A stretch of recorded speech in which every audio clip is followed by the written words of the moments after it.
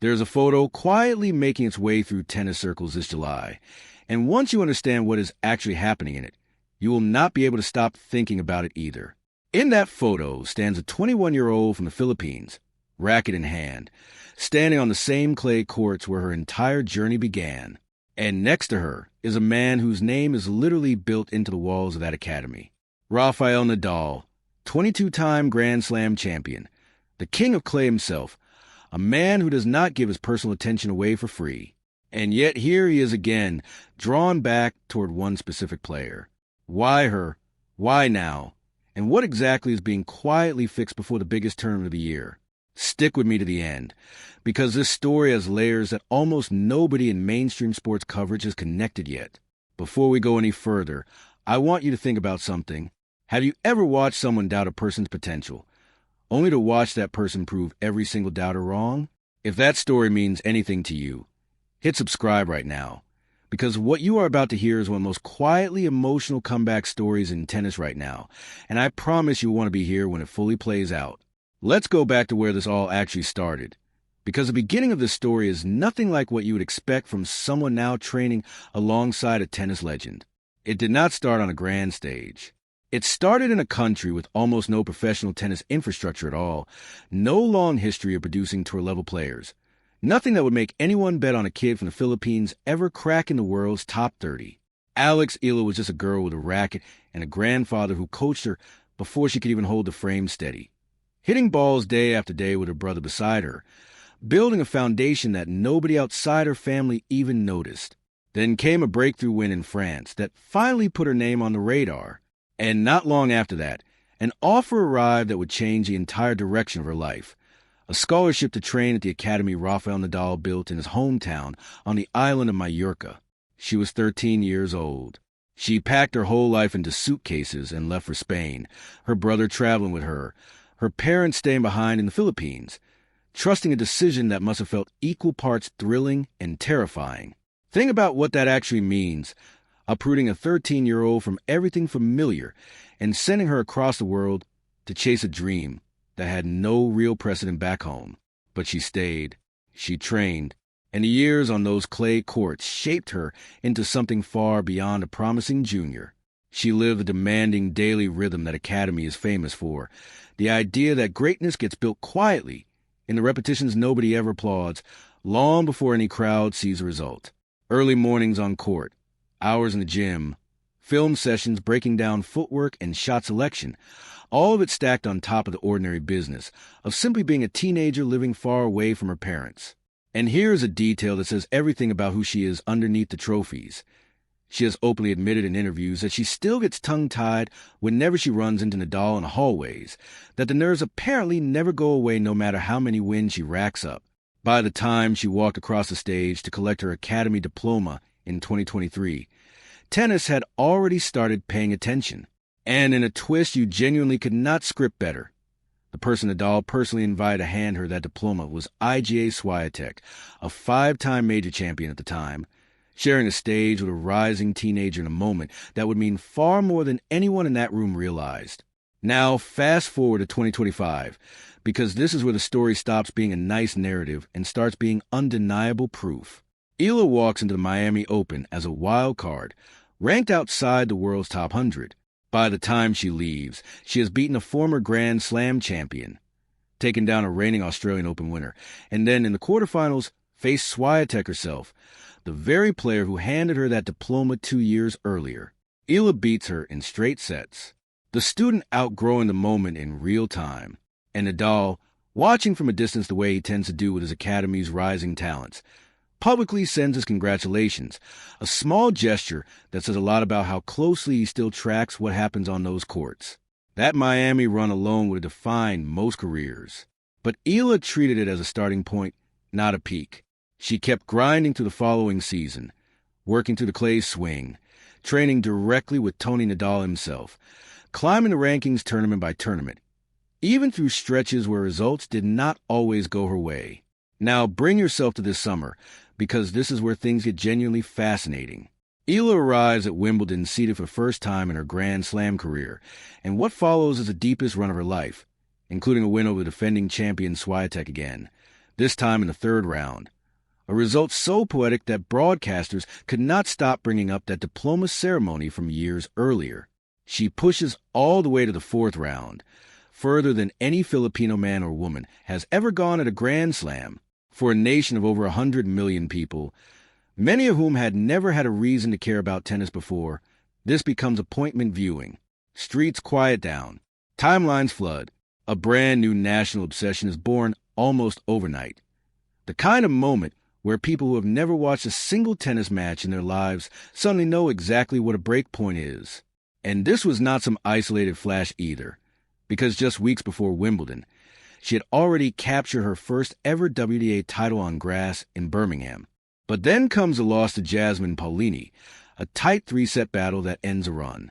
And what happens next is not exactly criticism, but something sharper, a very specific, very pointed diagnosis from one of the greatest players to ever hold a racket. Martina Navratilova, working as a broadcast analyst, is blunt about exactly where Eala's game still has a gap, and she zeroes in on the serve, calling it soft, easily attacked by an opponent willing to step in on the second delivery. She points out that Eala's first serve speed sits in a modest range despite her frame, and athleticism suggesting far more power is available if she chose to use it. And here's a detail that should make every tennis fan sit up.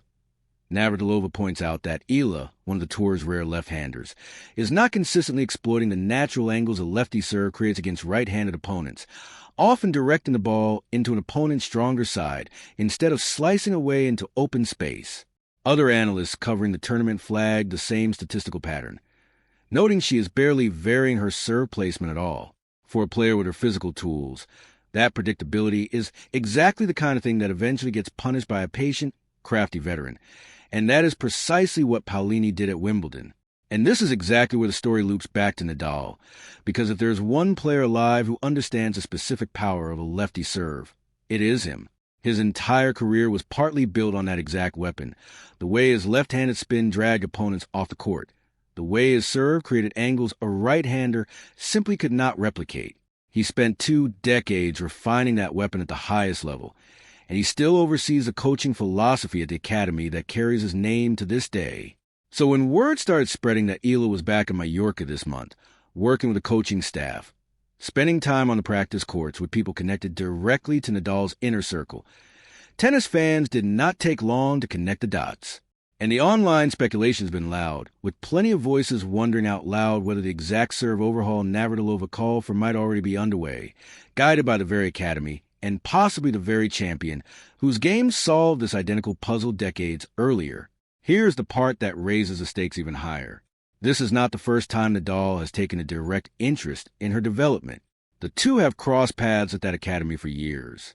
Ahead of this season, they even had a hands-on practice session together in the off-season, something she has described as a moment she will never forget.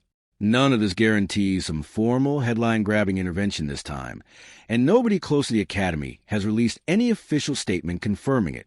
But the pattern speaks for itself, and it is hard to ignore a champion who built his entire legend on lefty power, watching a rising lefty star get picked apart on exactly that front, at exactly the moment she finally has the ranking, the confidence, and the platform to actually fix it.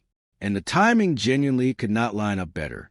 Eala has a short, dense stretch of hard-court tournaments standing between her and the U.S. Open, starting with the Mubadala City Open at the end of July, followed almost immediately by the National Bank Open in Toronto, before she is expected to take part in the Stars of the Open exhibition in New York alongside some of the sport's most talked about young stars.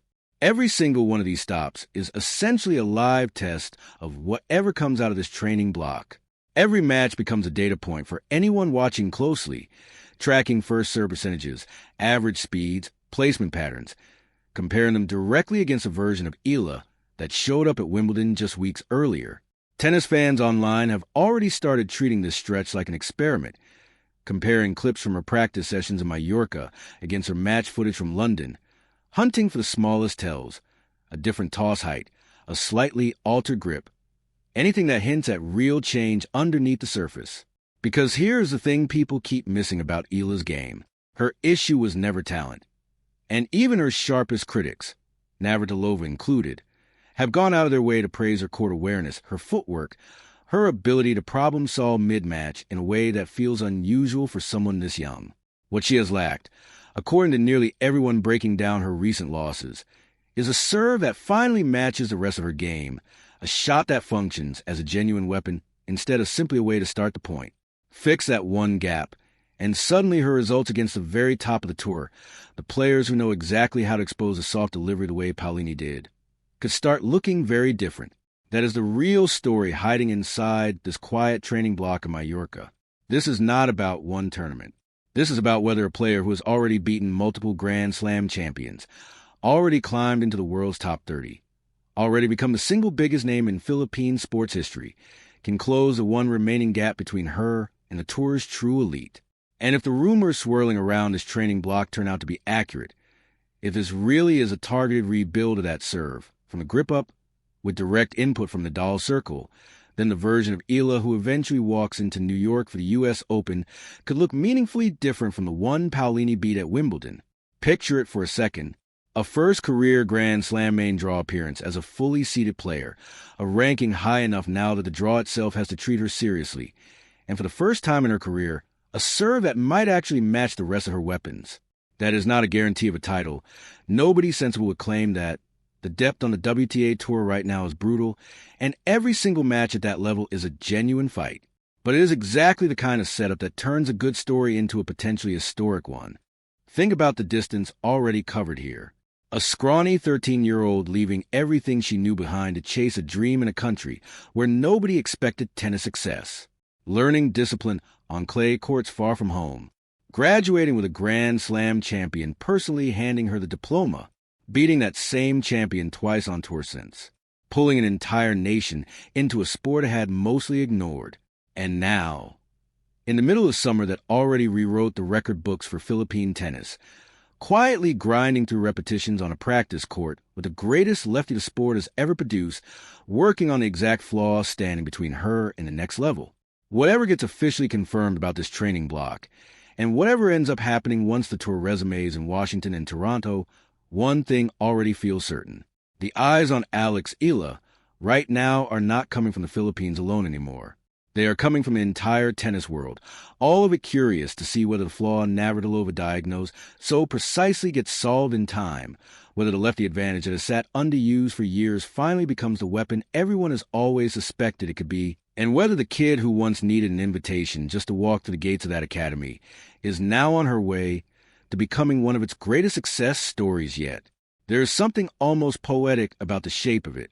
A kid who arrived not knowing anyone, homesick and terrified, might now become the Academy's biggest global export.